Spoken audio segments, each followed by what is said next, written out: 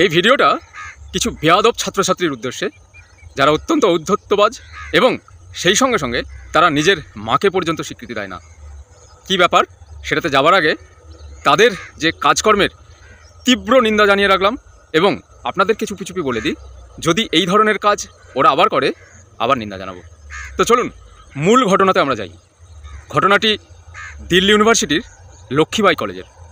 কি ঘটেছে সেখানে না, সেখানের প্রিন্সিপাল প্রত্যুষ ভাতশালা তিনি মনে করেন যে গোমাতার গোবর, এই গোবরের অদ্ভুত ক্ষমতা আছে। কি ক্ষমতা আছে না, তিনি একটি গবেষণার প্রকল্প হিসাবে তিনি এই গোবর ব্যবহার করলেন তার কলেজের রুমের। তবে কি তিনি নিজের ক্লাসরুমে সেই গোবর ব্যবহার করলেন না? বন্ধুরা, যদি এইটা ভেবে থাকেন এটা ভুল করবেন।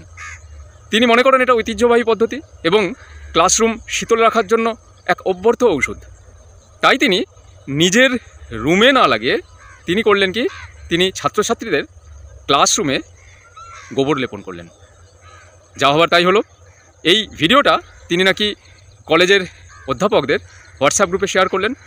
সেইখান থেকে কোনোভাবে সোশ্যাল মিডিয়াতে এটা ভাইরাল হয়ে যায়। পরবর্তী ক্ষেত্রে আমরা দেখতে পাই যে দিল্লি ইউনিভার্সিটি স্টুডেন্টস ইউনিয়নের যে সভাপতি রৌনক খাত্রির নেতৃত্বে বেশ কিছু ছাত্রছাত্রী আসে তার কাছে এবং তার কাছে এসে প্রতিবাদ করেন। কি প্রতিবাদ করেন? যে এইটা করাটা ঠিক হয়নি। স্বাভাবিক, কেন ঠিক হয়নি না, ক্লাসরুমে এর ফলে শিক্ষার পরিবেশটা নষ্ট হবে, ক্লাসরুম অস্বাস্থ্যকর হয়ে যেতে পারে। আমি কি বলছি নিশ্চয়ই বুঝতে পারছেন। তো সেক্ষেত্রে সমস্যা হচ্ছে যে প্রিন্সিপাল দাবি করেন যে এর ফলে ক্লাসরুম যথেষ্ট ঠান্ডা থাকবে।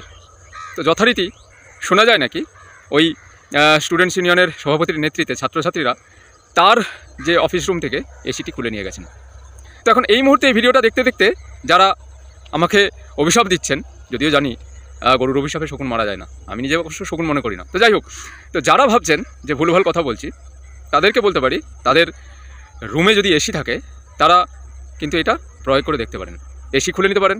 এসি খুলে নিয়ে তার পরিবর্তে আপনারা রুমে গোমাতার যে গোবর সেইটা সিঞ্চন করতে পারেন, দেওয়ালে লেপে দিতে পারেন, সুগন্ধে ভরে উঠবে।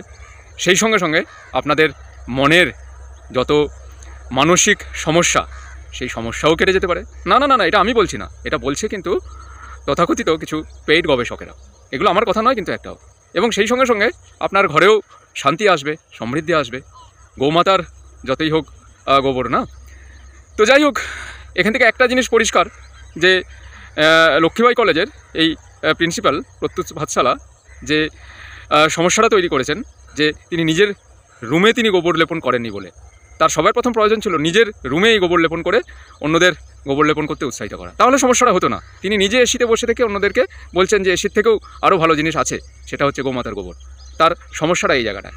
চুপি চুপি আপনাদের বলে রাখি, আপনারা যদি কেউ মনে করেন আমি ভাট বকছি, তাহলে সেক্ষেত্রে আপনাদের রুমেও আজ থেকে শুরু করে দিন এবং আমাদের মতো যারা এই ভাট বকে তাদেরকে যথাযোগ্য উত্তর দিন, একবারে দাঁত ভাঙা জবাব দিন।